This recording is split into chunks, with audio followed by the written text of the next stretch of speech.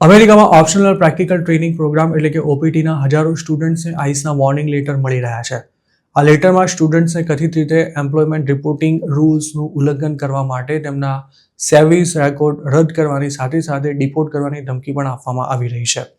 આ કાર્યવાહીની Indian student પર વ્યાપક અસર પડી શકે છે કારણ કે યુએસમાં સ્ટડી કરતા ઇન્ટરનેશનલ સ્ટુડન્ટ્સમાં ઇન્ડિયન્સ બીજા નંબરે છે. ઓપન ડોર્સના રિપોર્ટ મુજબ વર્ષ 2022-23ના એકેડમિક યરમાં અમેરિકામાં સ્ટડી કરતા 2.70 લાખ ઇન્ડિયન સ્ટુડન્ટ્સમાંથી લગભગ 69,000 ઓપીટી પ્રોગ્રામ હેઠળ જોબ અથવા તો ટ્રેનિંગ લઈ રહ્યા હતા. આ સ્ટુડન્ટ્સ પર હવે એમ્પ્લોયમેન્ટ ડિટેલ્સના રિપોર્ટિંગમાં એડમિનિસ્ટ્રેટિવ ચૂકને કારણે તેમનું લીગલ સ્ટેટસ રદ થવાનો ખતરો તોળાઈ રહ્યો છે. હાલમાં ઓપીટી અનએમ્પ્લોયમેન્ટ રૂલ્સનો કડકાઈથી શરૂ કરાયેલો અમલ આ ઇસ્યુનું મુખ્ય કારણ છે. ઓપીટીના નિયમો મુજબ સ્ટુડન્ટ્સ તેના 12 મહિનાના ઓપીટી પીરિયડ દરમિયાન 90 દિવસ સુધી જોબ ન કરે તો વાંધો નથી આવતો અને સ્ટેમ ઓપીટીમાં તેના માટે વધુ 60 દિવસનો સમય મળે છે.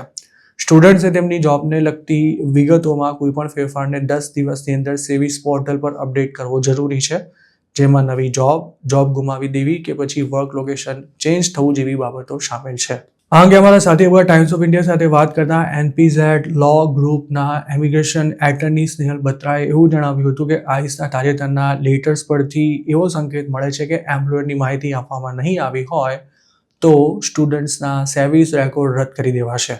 તેનો અર્થ એવો થાય છે કે સ્ટુડન્ટ ઓપીટી જોબનો સમયસર રિપોર્ટ કરવામાં નિષ્ફળ રહ્યો હોય કે પછી અપાયેલી છૂટ કરતાં વધુ સમયથી જોબ ન કરતો હોય તો તેનો સર્વિસ રેકોર્ડ રદ થઈ શકે છે.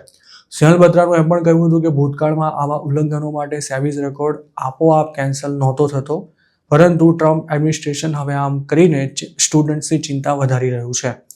સ્નેહલ બત્રાએ એવી પણ સલાહ આપી હતી કે સ્ટુડન્ટ્સે બધી જોબનો લેખિત રેકોર્ડ રાખવો જોઈએ, જેમાં એમ્પ્લોયર્સનું નામ, જોબ ટાઇટલ, કામની તારીખો, કલાકો અને સુપરવાઇઝરની વિગતો સામેલ હોવી જોઈએ, કારણ કે આ રેકોર્ડ ભવિષ્યમાં વિઝા કે પછી સ્ટેટસ ચેન્જ માટે અપ્લાય કરતી વખતે મદદરૂપ થઈ શકે છે. સામાન્ય રીતે સર્વિસ રેકોર્ડ અપડેટ કરવાનું કામ ડેઝિગ્નેટેડ સ્કૂલ ઓફિશિયલ્સ એટલે કે ડીએસઓ કરતા હોય છે. જોકે ઇમિગ્રેશન લોયર જત શાહના જણાવ્યા અનુસાર હવે આઈસ આ બાબતે તપાસ કરી રહી છે અને જે સ્ટુડન્ટ્સ 90 દિવસ કરતાં વધુ સમયથી જોબ નથી કરતા તેમના સર્વિસ રેકોર્ડ પણ રદ કરવામાં આવી રહ્યા છે. તેમણે જણાવ્યું હતું કે સર્વિસ રેકોર્ડ અપડેટ કરવામાં ડીએસઓ તરફથી મોડું થયું હોય તેવા કિસ્સામાં રેકોર્ડ સુધારાયા બાદ યુએસસીઆઈએસ સ્ટુડન્ટનું સ્ટેટસ પાછું બતાવવાનું શરૂ કરી દે છે. એસોસિએશન ઓફ ઇન્ટરનેશનલ એજ્યુકેટર્સે આ અંગે એક સ્પેશિયલ એડવાઇઝરી ઇસ્યુ કરી છે, જેમાં ડીએસઓને અનએમ્પ્લોયમેન્ટના દિવસો અંગે સ્ટુડન્ટ્સને એલર્ટ કરવા અને અનએમ્પ્લોયમેન્ટ લિમિટની નજીક પહોંચી ગયેલા સ્ટુડન્ટ્સનો સંપર્ક કરવા માટે કહેવાયું છે. તેણે સ્ટુડન્ટ્સને પણ સેવિસ પોર્ટલ કે તેમની સ્કૂલના ડીએસઓના માધ્યમથી એમ્પ્લોયમેન્ટ ડિટેલ અપડેટ કરવાનું યાદ અપાવ્યું છે.